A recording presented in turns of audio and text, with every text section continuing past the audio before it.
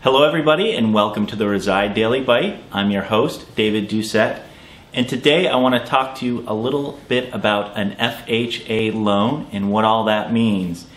The FHA, or the Federal Housing Administration, is a division of HUD, and from their website I want to read a couple of things. As part of the United States Department of Housing and Urban Development, FHA provides mortgage insurance on single-family, multifamily manufactured homes and hospital loans made by FHA-approved lenders throughout the U.S. Borrowers obviously need to meet certain requirements to qualify for the insurance, but lenders bear less risk because FHA will pay the lender if the homeowner defaults. So this is an important concept. Lenders, be it Chase or Wells Fargo or Bank of America, if they are making what we call FHA loans, those loans are essentially insured by the federal government, the FHA program. But because of that, some of the guidelines might be a little more strict, or there might be more red tape involved. Currently, the FHA has 5.2 million insured single-family mortgages in their portfolio. So let's talk about the requirements for an FHA loan, because FHA loan is a good option for first-time home buyers who don't have a lot of money for a down payment. And the requirement, or the minimum down payment requirement for an FHA loan, is 3.5% down. And many people might not be aware of this. Many people might still be thinking we need to have 20% down to buy a home, where in today's market you necessarily do not. If you go the FHA loan route, you could have as little as 3.5% down. Also, your FICO score should be probably a minimum of about 620.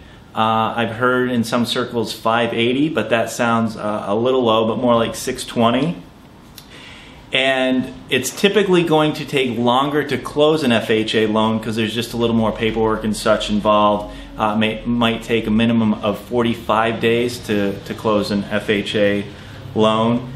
There's also a loan type of the FHA program called the 203K, and that's for home improvements, and there's different guidelines for that, but that is an option for homeowners looking to purchase a home and also want to do some work on that home.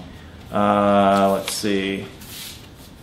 At our office at Keller Williams, we have a couple of loan officers over there for Bank of America, and they are telling us now that essentially 50% of their business is in fact FHA loans, and they're expected to see more of that as we move through this year.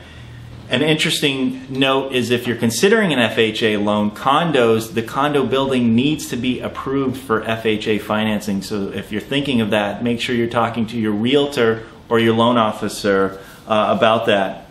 One word of caution: some listing agents, the agents who have the property for sale, might be a little afraid of offers that come in as FHA loans because they might have had a bad experience with an FHA loan in the past. Make sure your realtor, your real estate agent, and your loan officer are very proactive if you are submitting offers that are an FHA loan. And one other thing I'll mention: in LA County, FHA loans, you can qualify up to $729,750 for our area.